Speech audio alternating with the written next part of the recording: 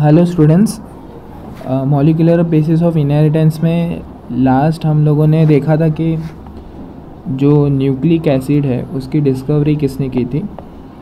Frederick Michel ने जो था उसको डिस्कवरी की थी और न्यूक्लियन नाम रखा था, और एल्टमैन ने जो था वो न्यूक्लियन से न्यूक्लिक एसिड जो था नाम कन्वर्ट किया था या नाम रखा था। अब जो फ्रेडरिक मिशेल ने न्यूक्लियन या वो स्ट्रक्चर डिस्कवर किया था वो ईयर था 1869 के आसपास। अब 1869 के बाद में कंपाउंड माइक्रोस्कोप जो थे वो मैन्युफैक्चर होना स्टार्ट हो गए थे, और मॉलिक्यूल्स जो थे वो न्यूक्लियस के अंदर के ऑर्गेनेल्स जो थे और अच्छी तरीके से डिस्कवर हो रहे थे। तो काफ़ी रिसर्च हो रही थी कि जेनेटिक मटेरियल क्या होता है और कौन सा जेनेटिक मटेरियल होता है और पूरे सेल को कंट्रोल कौन करता है। सारे साइंटिस्ट का ये बिलीव था कि प्रोटीन जो है वो एक कॉम्प्लेक्स मॉलिक्यूल है, तो प्रोटीन जो है वो जेनेटिक मटेरियल हो सकता है। लेकिन बहुत सारे एक्सपेरिमेंट्स किए गए, उनमें से एक एक्सपेरिमेंट किया गया था ग्रिफ्थ एक्सपेरिमेंट। ओके, जो फ्रेड ग्रिफ्थ थे साइंटिस्ट, उन्होंने ये ग्रिफ्थ एक्सपेरिमेंट कंडक्ट किया था, और ये ग्रिफ्थ एक्सपेरिमेंट 1928 में जो था वो कंडक्ट किया गया था 1928 में।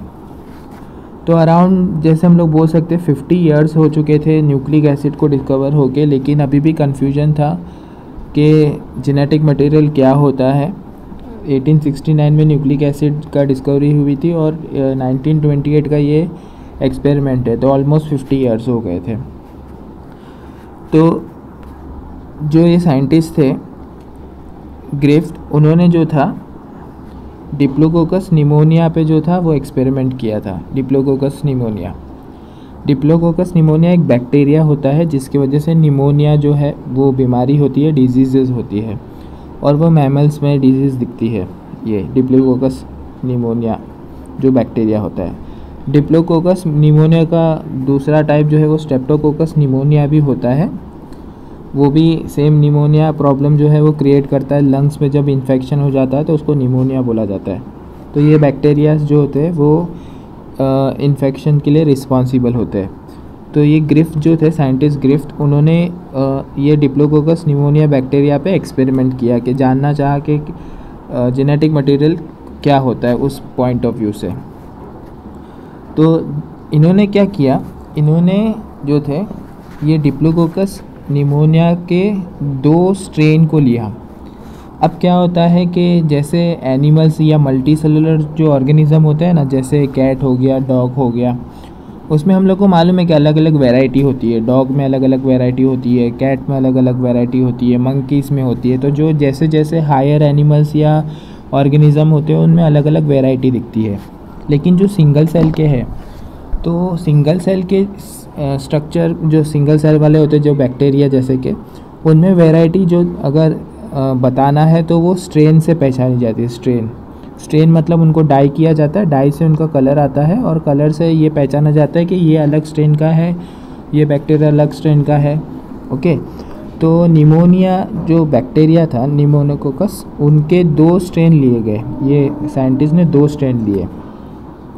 एक स्ट्रेन का नाम था एस स्ट्रेन और दूसरे स्ट्रेन का नाम था आर स्ट्रेन। ओके, अब मैं आपको एस और आर स्ट्रेन के बारे में बताना चाहूँगा। अच्छा, जो एस स्ट्रेन का बैक्टीरिया होता है, एस स्ट्रेन का, अगर मैं यहाँ पे छोटा सा आपको बताना चाहूँ, उस बैक्टीरिया एक ही सेल का होता है।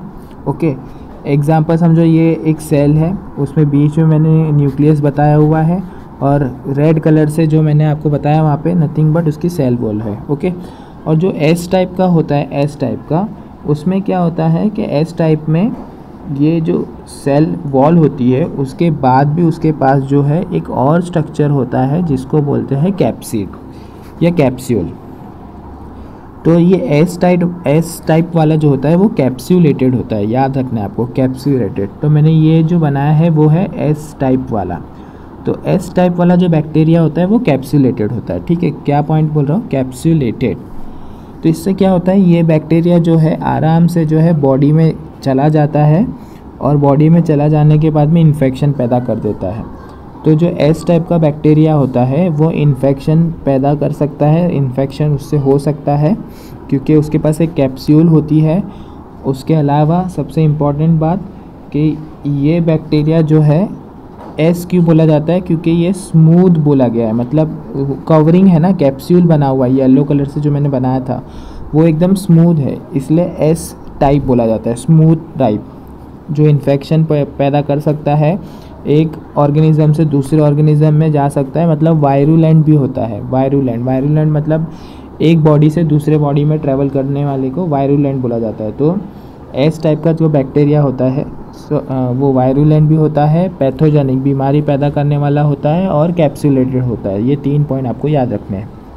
S type is virulent, pathogenic, okay, and smooth, ये 3 पॉइंट है। ओके, दूसरा जो बैक्टीरिया लिया था ये साइंटिस्ट ने वो था आर टाइप। तो अब ये आर टाइप की अगर हम लोग बात करें, ओके, आर टाइप की बात करें तो आर टाइप का जो बैक्टीरिया रहेगा उसके पास कोई कवरिंग नहीं होगी, तो उसकी सेल वॉल जो रहेगी वो रफ़ रहेगी, तो इसलिए उसको रफ़ बोला गया है, रफ़ टाइप। ठीक है, अब ये बॉडी में जब पेनिट्रेट करता है तो ये सेल डिस्ट्रॉय कर दिया जाता है, तो ये इन्फेक्शन नहीं पैदा कर पाता और एक से दूसरे ऑर्गेनिज्म में ट्रैवल नहीं कर पाता। तो ये जो आर टाइप होता है वो नॉन कैप्सुलेटेड होता है, नॉन वायरुलेंट होता है और उसके अलावा नॉन पैथोजेनिक होता है। ठीक है, सबको क्लियर है? तो वापस मैं बताना चाहूँगा, ये साइंटिस्ट ने 2 बैक्टीरिया के टाइप्स लिए थे, एक एस टाइप लिया था, एक आर टाइप लिया था। एस टाइप की वजह से बीमारी होती है, आर टाइप की वजह से बीमारी नहीं होती है। ठीक है, एस टाइप होता है कैप्सुलेटेड, पैथोजेनिक और वायरुलेंट, ओके, VIRULENT, वायरुलेंट। और जो आर टाइप होता है वो नॉन पैथोजेनिक होता है, नॉन वायरुलेंट होता है और रफ होता है। ठीक है, आगे देखते हैं। तो इन्होंने क्या किया, जो एस टाइप और आर टाइप था उनकी 2 कॉलोनी थी, तो उनको बारी बारी से 2 अलग अलग माउस में उनको इंसर्ट किया।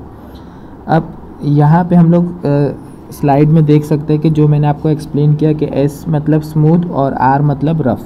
तो स्मूथ मतलब उसमें जो है प्रोटीन की शुगर की कवरिंग होगी, मतलब कैप्सूल बना होगा, और रफ़ में कोई कैप्सूल नहीं बना होगा। वही है ये स्लाइड में बताना चाह रहे हैं ग्रिफ्थ के एक्सपेरिमेंट में। ठीक है, अब क्या किया, पहले एस टाइप का जो बैक्टीरिया था वो माउस के अंदर उसको इंसर्ट किया, माउस के अंदर। तो उसमें क्या देखा, कुछ दिनों में ही वो माउस की डेथ हो गई। अब वहाँ पे माउस की डेथ क्यों हुई, क्योंकि वो एस टाइप का था, जैसे ही बॉडी में जाता है निमोनिया हो जाए, माउस को निमोनिया हो गया। ओके, माउस को निमोनिया हो गया तो माउस की डेथ हो गई। क्लियर कट है? तो ये स्टेप 1 है ग्रिफ्थ का।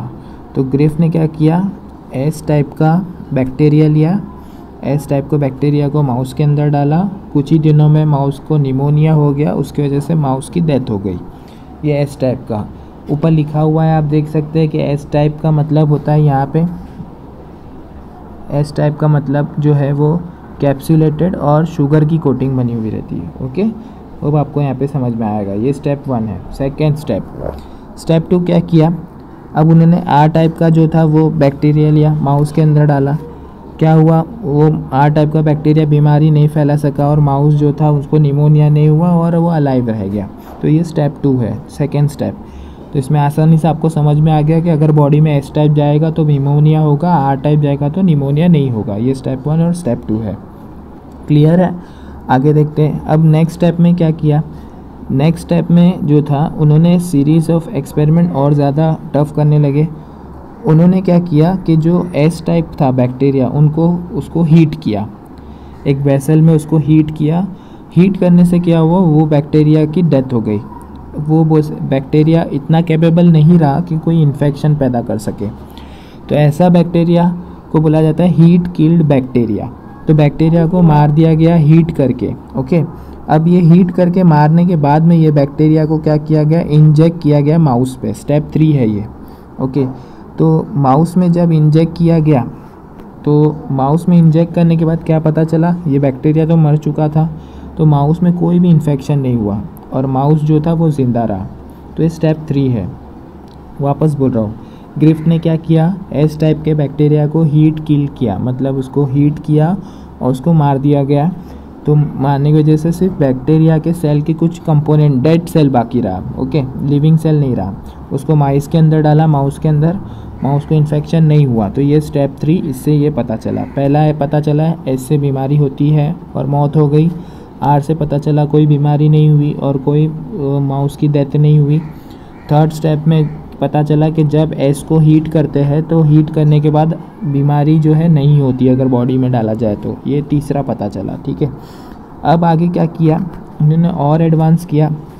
इन्होंने क्या किया, ये जो एस को हीट किल किया गया था, ये आप स्लाइड में देख सकते हैं, एस को जो हीट किल किया गया था उसको और आर को दोनों को मिक्स किया। वापस बोल रहा हूँ, एस जो हीट किल किया गया था उसको और आर को दोनों को मिक्स किया। इससे क्या हुआ, कुछ ही दिनों में माउस को निमोनिया होगा और उसकी डेथ हो गई। अब यहाँ पे एक सोचने वाली बात है कि एस तो हीट किल था, मतलब वो किल हो चुका था बैक्टीरिया, ठीक है, लिविंग नहीं था। आर जो था वो नॉन पैथोजेनिक था, मतलब उससे बीमारी नहीं होती थी, लेकिन दोनों को मिक्स करने पे बीमारी कैसे हो गई।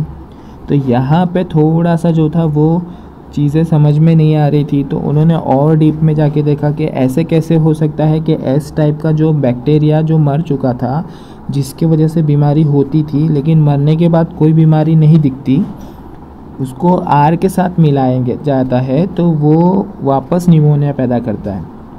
ऐसा कैसे हो गया। तो ये एक्सपेरिमेंट में क्या किया उन्होंने, जो माउस की डेथ हो गई थी, ये जो माउस हो गया था उसके ब्लड सैंपल्स को लिया गया। ब्लड सैंपल्स, ये माउस के ब्लड सैंपल्स को लिया गया। इस ब्लड सैंपल को लेने के बाद में उन्होंने माइक्रोस्कोप में देखा। तो माइक्रोस्कोप में जब उन्होंने देखा तो वहाँ पे उनको एक एक्सट्रीम रिजल्ट्स मिले। क्या मिले कि उनके ब्लड में, माउस के ब्लड में एस टाइप के बैक्टीरिया मिले। अब यहाँ पे ग्रिफ्ट को ये प्रॉब्लम फेस होने लगी कि एस टाइप का बैक्टीरिया तो डेथ हो गई थी, आर टाइप का बैक्टीरिया लिविंग था, लेकिन जो माउस को निमोनिया हुआ उसके ब्लड में एस टाइप का लिविंग मिला, आर टाइप का लिविंग नहीं मिला। तो अब यहाँ पे उन्होंने क्या हुआ, कुछ कंक्लूजन निकाला। अब कंक्लूजन क्या निकाला उसके पहले देखते हैं रिजल्ट्स क्या क्या आए हैं। स्टेप 1 में रिज़ल्ट आया था, स्टेप 1 में कि एस टाइप की वजह से बीमारी होती है। स्टेप 2 में रिज़ल्ट आया कि आर टाइप की वजह से कोई बीमारी नहीं होती है। स्टेप 3 में ये पता चला कि अगर एस टाइप के बैक्टीरिया को हीट किल करे तो वो बीमारी नहीं पैदा कर सकता, ये पूरी बीमारी प्रोड्यूस नहीं कर सकता। स्टेप 4 में ये पता चला, जो आखिरी स्टेप है उसमें ये पता चला कि जब हीट किल किया हुआ एस टाइप, ओके, को मिक्स किया जाता है आर टाइप में तो वापस बीमारी होती है। और जब मिक्स किया गया तो उसके ब्लड में जो था आर टाइप नहीं मिला, एस टाइप मिला।